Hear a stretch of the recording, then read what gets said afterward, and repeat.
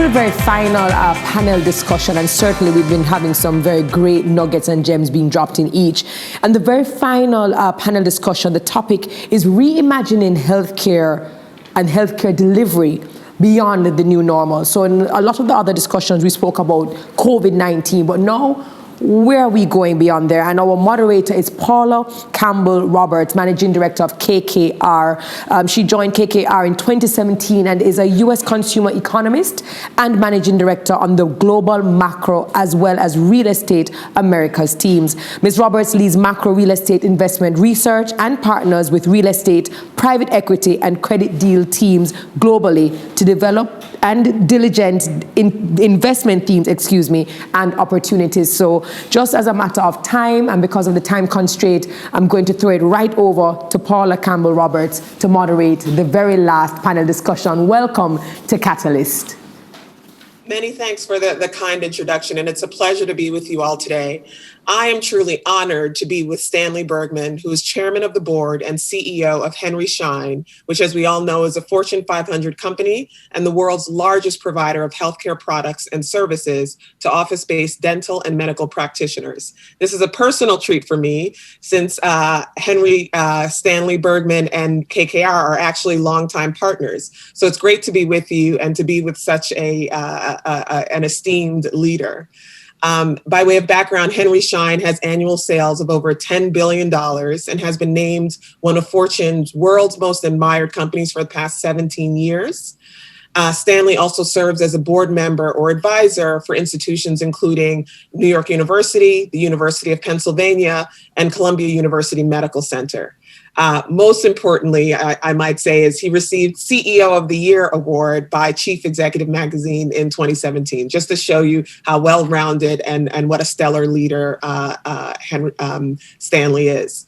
So it's great to be with you, Stanley. Thank you for making the time. Good to be with you, Paul, and thanks for that extremely generous, overrated introduction. Not at all, understated. So for our audience, our conversation today surrounds the future of healthcare, and who better to discuss this with than Stanley Bergman. I'll pose questions in three sections. One, the need to reimagine healthcare. Second, the vision. And then third, the journey. Just how do we get to this grand vision? We'll also leave some time at the end for questions, so please start thinking about them so that we can be efficient in posing those. So starting with the need to reimagine healthcare, Stanley, our global experience over the past 9 months has been unprecedented in so many ways, from an economic, social, political, and of course, public health perspective. Amazingly, we now have not just one, but a number of vaccines that have been developed in record time, which required the use of emergency powers and the removal of a number of regulatory barriers. We seem actually to finally have figured out how to control the pandemic, and variants aside. Against that backdrop, why is now the time to reimagine healthcare? In response to the crisis, many of the bureaucratic barriers that stood in the way of healthcare delivery were removed. Related to that, then, how do we build upon the phenomenon of perhaps the increased prioritization of and reduction of barriers surrounding healthcare delivery? So there's a lot in there, but maybe let's start with, why is now the time to reimagine healthcare? Thank you, Stanley. So, Paula, that's really a very good question. Look, for decades, we focused on what's called sick care, taking care of people that are sick.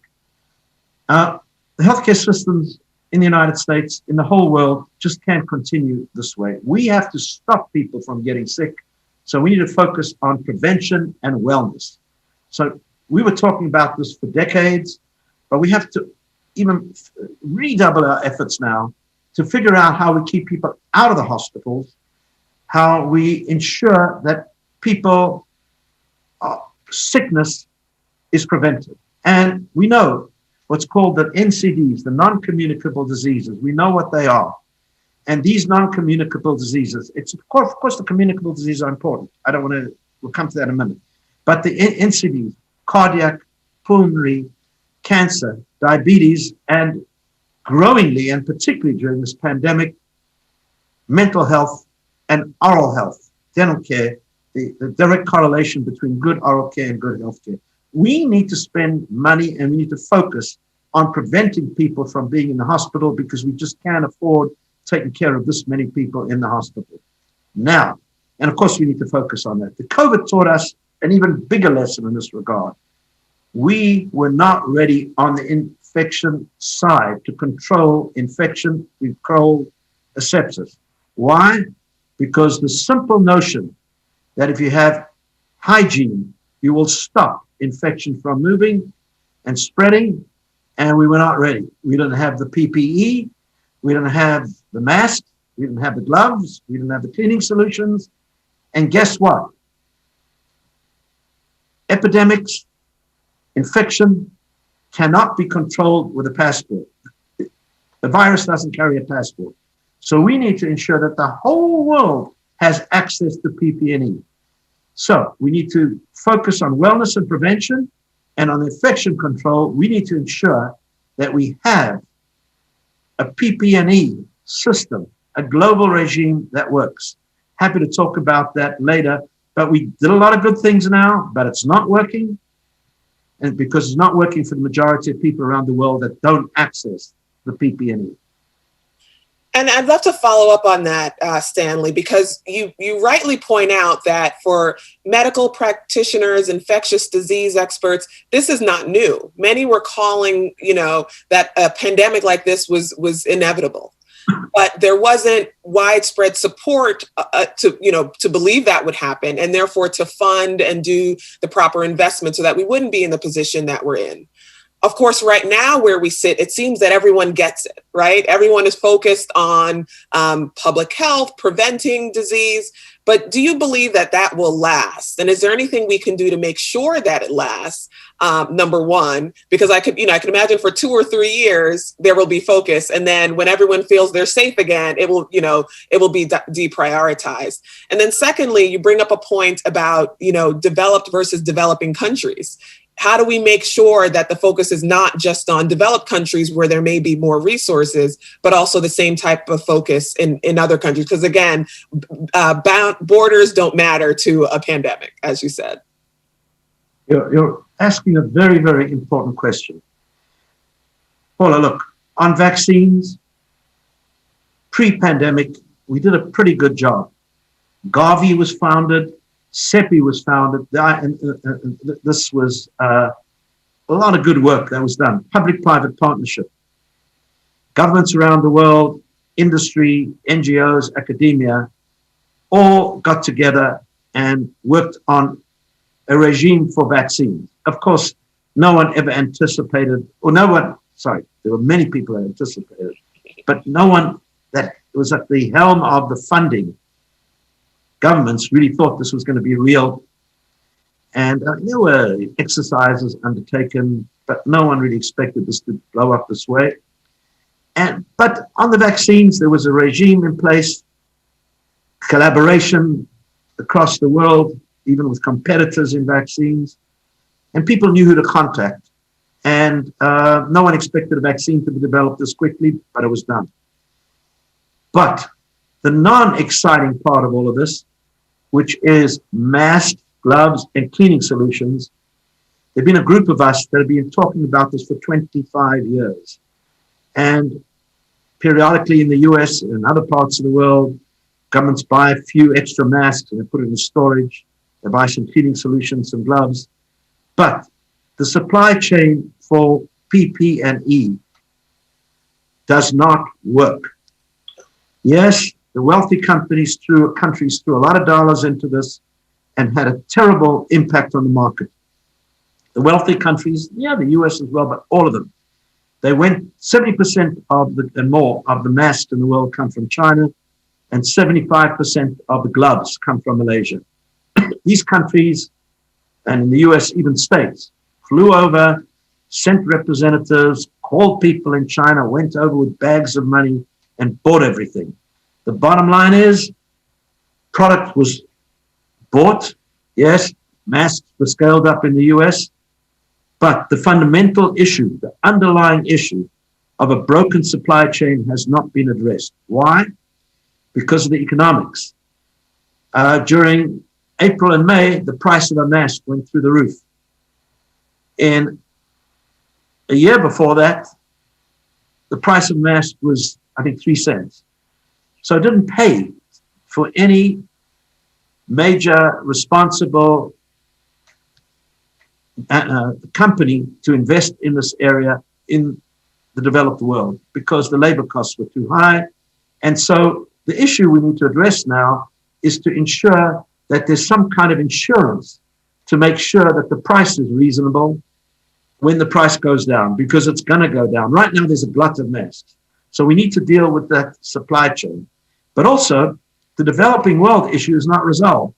Yes, product has been given now, donations and stuff. Who knows if the stuff is even quality controlled? Right. So, yes, you can go into any parts of the developing world, you'll find masks, you'll find some kind of a bandana or something, but it's not necessarily high quality. So the world has to get together and deal with this. Yes, there's eco issues, the environment, but pandemic has to be dealt with. And I am worried that, as you said, 3 years from now, we're not going to be thinking about it. And we cannot make our strategic national stockpiles big enough. We need a global system that addresses this. And this connection in 2015, we founded the Pandemic Supply Chain Network, collaboration between the World Bank, the World Health Organization, the World Food Program, and now 60 companies. But at the moment, we're a moral voice. We need to turn that into funding. And so the world has to be serious about ensuring that we have a supply chain for PP&E that works for everyone, the developed world and the developing world. Makes a ton of sense. We certainly have been focused on the global supply chain issue, and in particular, to what extent PP&E will be deemed, as you said, a national strategic priority and then be manufactured either in the U.S. or at least closer to home, because that has implications, of course, for companies. So I think yes, but manufacturing in the U.S. is not good enough. That's true. That may help to some extent. First of all, there's raw materials. yes. So we're not going to escape the notion that we need worldwide collaboration. Not even the U.S. can be 100% self-contained. So we need worldwide collaboration on this. No different to keeping the skies open, where there's collaboration on planes flying and landing, and we have an international customs organization, we have a World Trade Organization. The U.S., yes, plays a big role, and the U.S. needs to play a role. Hopefully the U.S. is coming back to all these institutions. I think the U.S. is. But the bottom line is we need global collaboration on PP&E. No one country, even with all the resources in the world, is going to have this all locked up. And if we take care even of the 350 or 60 million Americans, what about the other 5 billion people in the developing world? You're 100% correct. And I think case in point is really looking at Brazil today, right?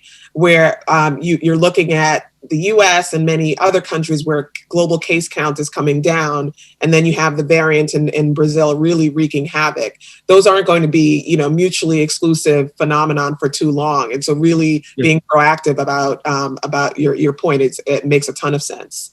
So I think we need tests, and we need the vaccine for everyone. It's not only good enough to vaccinate the US, because these viruses will not be stopped at the border, number one, but it's also immoral. 100%.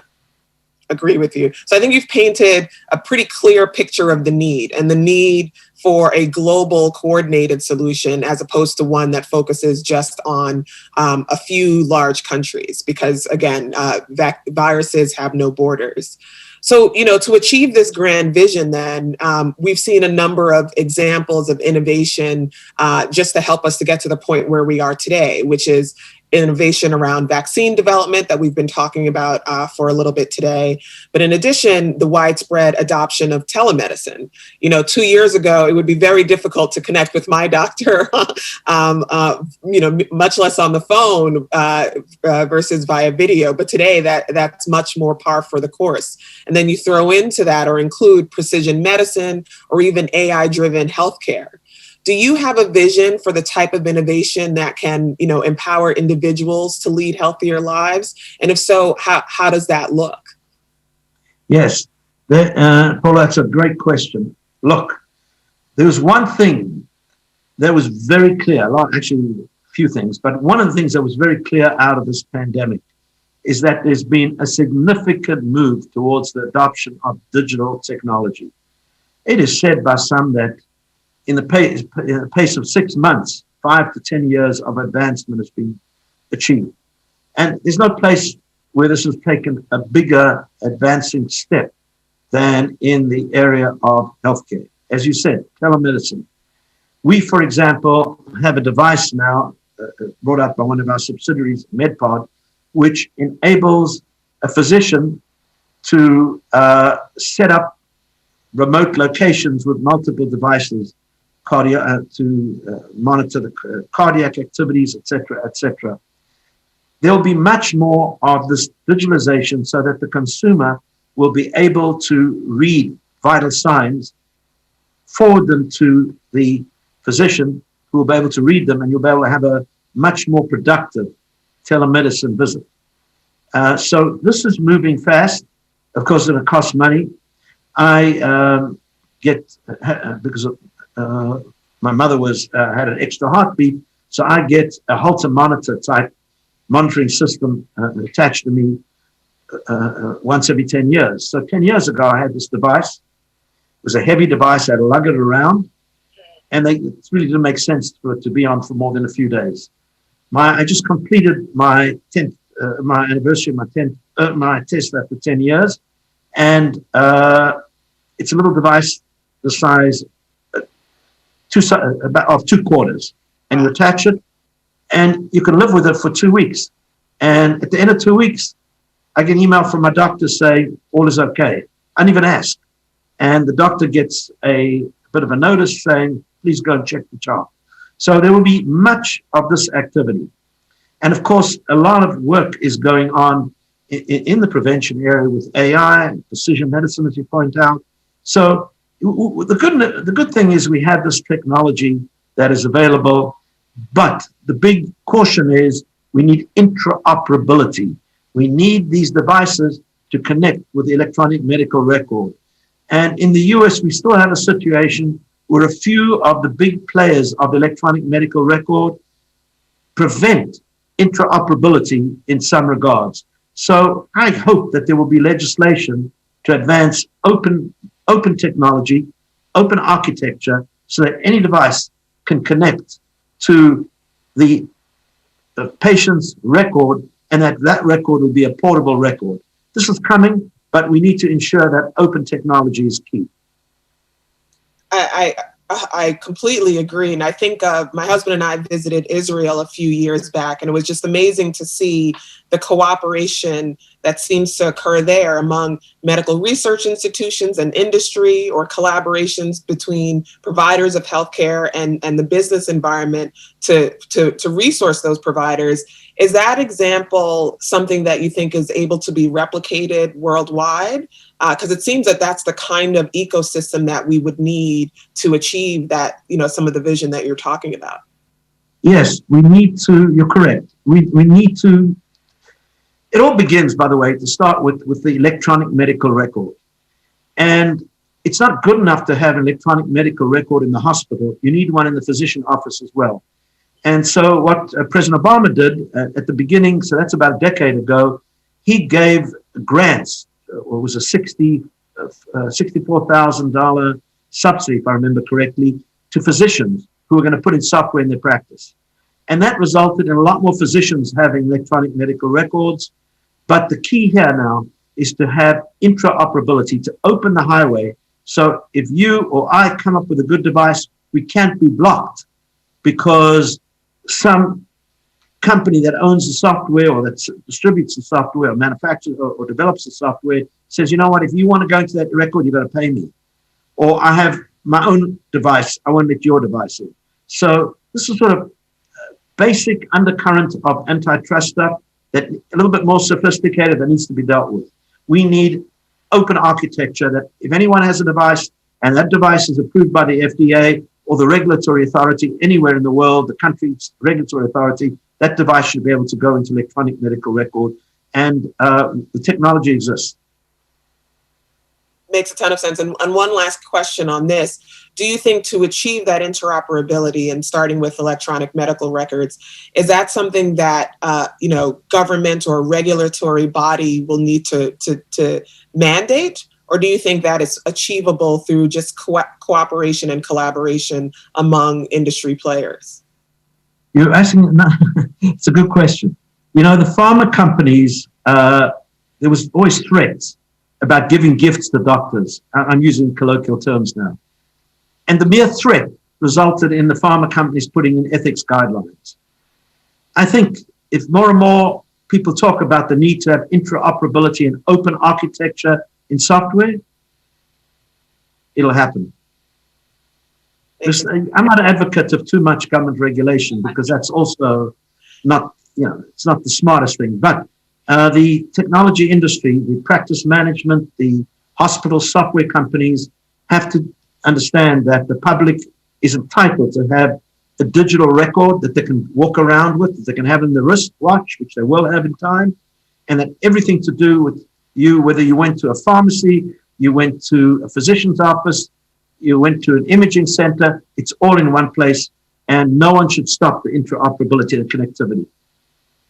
Makes a ton of sense. We'll now move to our last section, and we already have some questions coming in from the audience. So if you'd like to get your question in, I'd suggest you do so soon, so that we can have time to address it. So finally, Stanley, on the journey. So we've talked about the need, and we've talked about the vision, but how do we get from A to B, and what role can large organizations play in this reimagination of healthcare? I'm going to give you a simple answer, Paula. The only way this is going to happen is through public-private partnerships.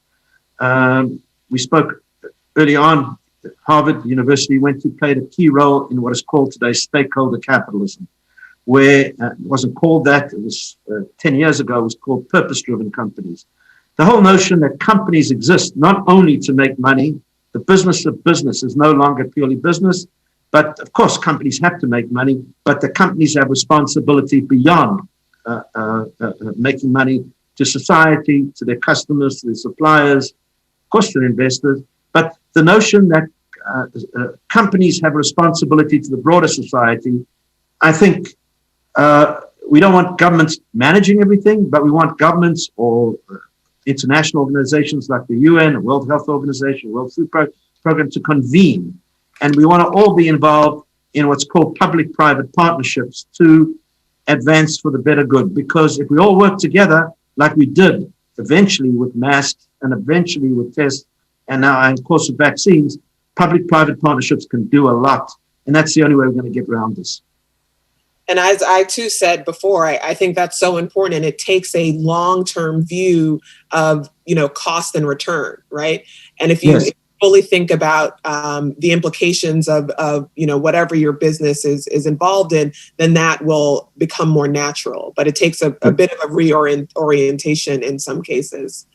My final question here also addresses what you're talking about and really considering the broader stakeholder map, which is, as we've seen throughout the pandemic, there have been different groups in society that have been disproportionately impacted. So whether that be minorities within countries, or if, as we talked about earlier, regionally, developing versus developed nations, or again, within country, thinking about aging populations or vulnerable populations, how do we future-proof our healthcare systems against some of these trends, these inequality trends within healthcare? I think that's a good question. Again, boy, the questions are good here today. Don't be surprised, Stanley. I'm not surprised, not having read your resume. Look, I'm assuming we're talking at the moment about the democracies. And one of my great heroes was Winston Churchill. And he said, democracy is the worst system ever invented, except for all others. And what did he have in mind? He had in mind there's all these pressure groups. And the only way this is going to really move, let me address the US for a moment. The only way we're going to provide access to care is if everybody gets involved in the system. We had healthcare reform. Look, it's not perfect. But the goal of healthcare reform was to give everyone in this country a primary care physician. The only way you're going to have prevention and wellness is to have private physicians involved. Yes, it was always a system that if you ended up in an emergency room, you'd have to be taken care of. But the goal is to keep people out of the emergency room. Healthcare reform is under challenge. Look, it's not I'm not saying it's well designed, but because of all these interest groups pushing this, pushing that, it became a patch job. It'll improve over time. So we need everybody to be engaged. Go and speak to your politician, the person that represents you, and say, this is what we need. We want a primary care physician.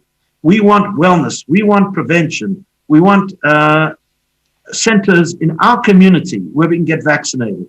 We don't want to go to a drugstore 5 miles away. So, in democracies, people need to make their voice heard. And you know what? When they do that, things happen.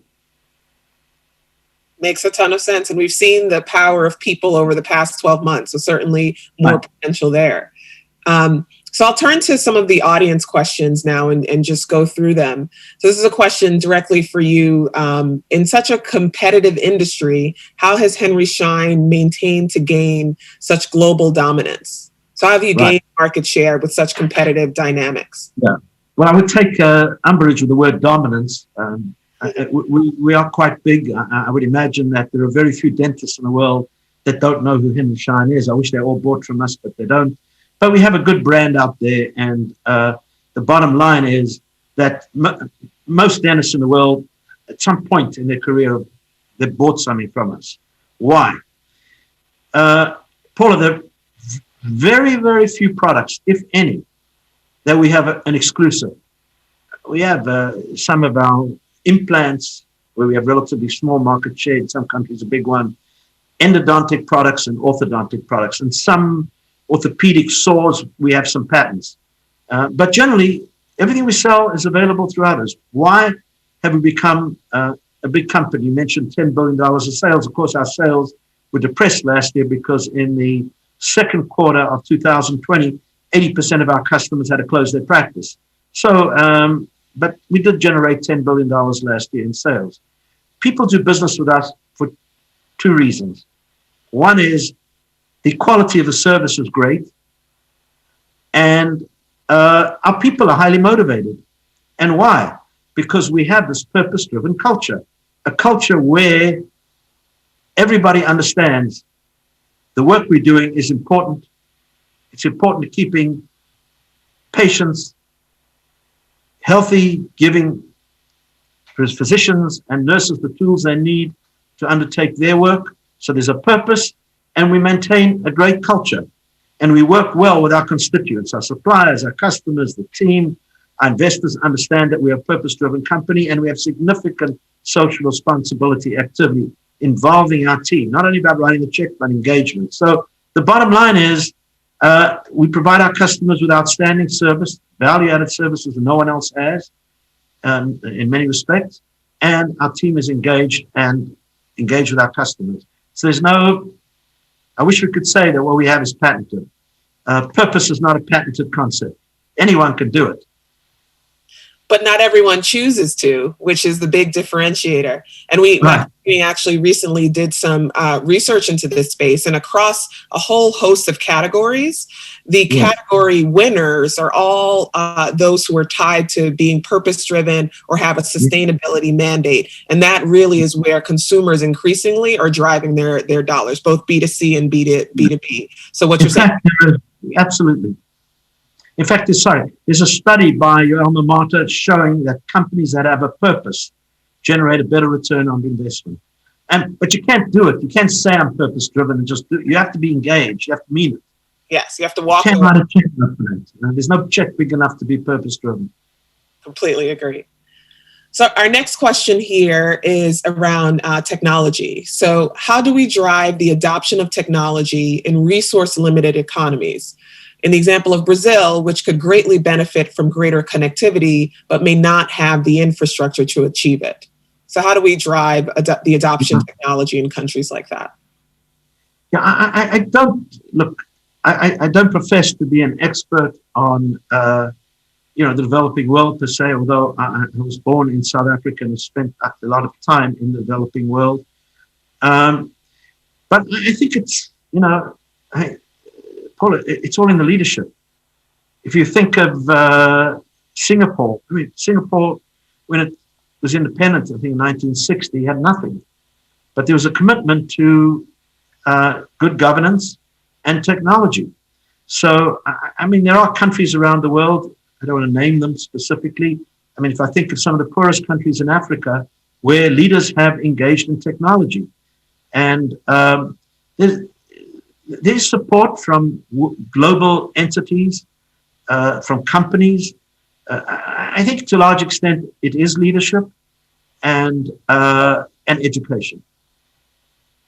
That's very fair. I can imagine leaders in this country, without the support of some of these global entities, are sometimes facing the dilemma, between literally making sure everyone is eating, going to school, and then technology. Even though technology is a way to leapfrog some of the near-term development issues, sometimes it's hard to make that long-term decision in a vacuum, right? Without global support and global collaboration. Yes, I was just on I'm involved in my company, Fortune 500 group, and we just had a call with, I think it was the Fortune, I can't remember, I think it was the Fortune, with a leader of one of the Latin America smaller countries. And this fellow was talking about a commitment to, yes, take care of food, etc., and healthcare, but the commitment to technology. And there are many, many big technology players today that will also provide support. I know in my own company, we put in the computer system, the finest computer system in Mulubini University in Tanzania, which is a dental school, literally one of the poorest dental schools in the world.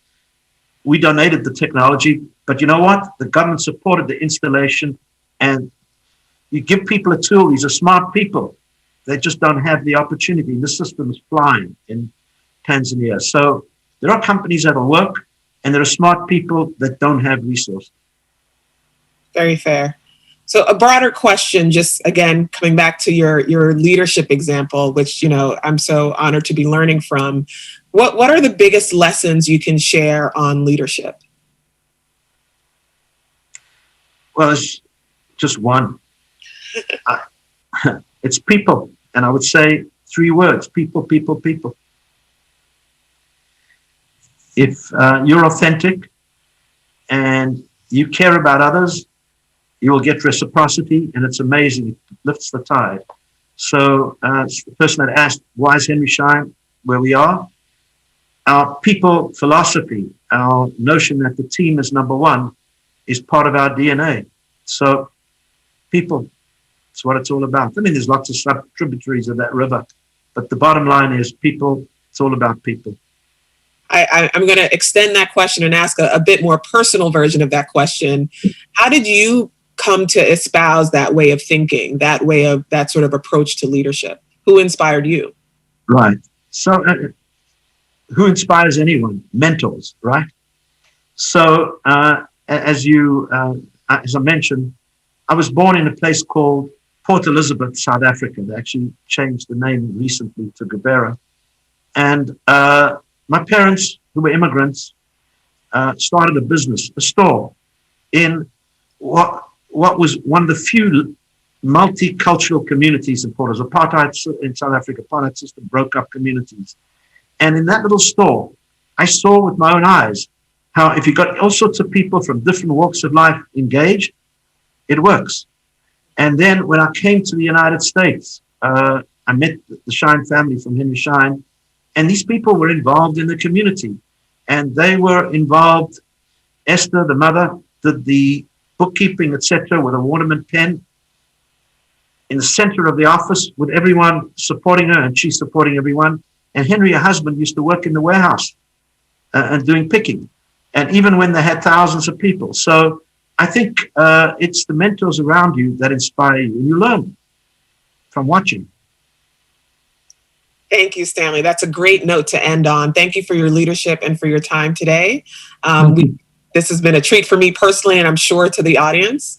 I'll turn it back over to our moderator, but thank you again. Thank you, Paula. Thank you. It was a pleasure.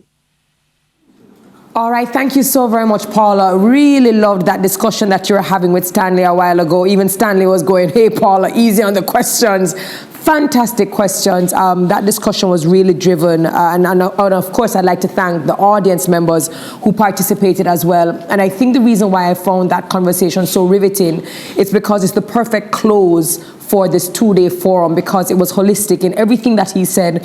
It was basically reinforcing a lot of what our other experts and panelists had been saying. My biggest takeaways is that we're to remember that this is actually one world, that the virus does not have a passport and it does not care about borders, and therefore it is important for us to come up with some universal healthcare strategy or coordinated global strategy that will keep all nations safe. He spoke about changing our mindset and, of course, changing our behavior in terms of how we used to do things. It's no longer about treating the sick and when they come, we're going to treat them, because in the instances of pandemics and crises, how can the healthcare sector even manage? So what we need to start doing is focusing on prevention and wellness and having that become a core lifestyle of the citizens of a nation. Another takeaway was that the public and private partnership, the sector-private, the partnership is extremely important. And it isn't that we're not encouraging profit, but it must be married to purpose. So we're saying everyone can win as long as we marry profit as well as purpose. Stanley spoke to having an open architecture, open technology that is basically going to integrate across all fields, not just your hospital, but all of the stakeholders, your imaging centers, your pharmacies, your hospitals, your physicians. The entire ecosystem has to be a part of this open architecture to ensure that you're delivering world-class healthcare on all fronts. And finally, in regards to the entrepreneurship, and that was the side that Kirk Anthony Hamilton speaks about enough. He's saying at any level, if we're going to be entrepreneurs and if we're going to enter the ecosystem within the healthcare industry, you have to always deliver healthcare with quality. That was number one. And two, ensuring that your staff is motivated, that they are engaged with the clients and the customers, and ensure that there is some sort of sustainability and purpose anchoring the what you do. Fantastic way to close off your two-day forum. Two young blokes, my gentlemen.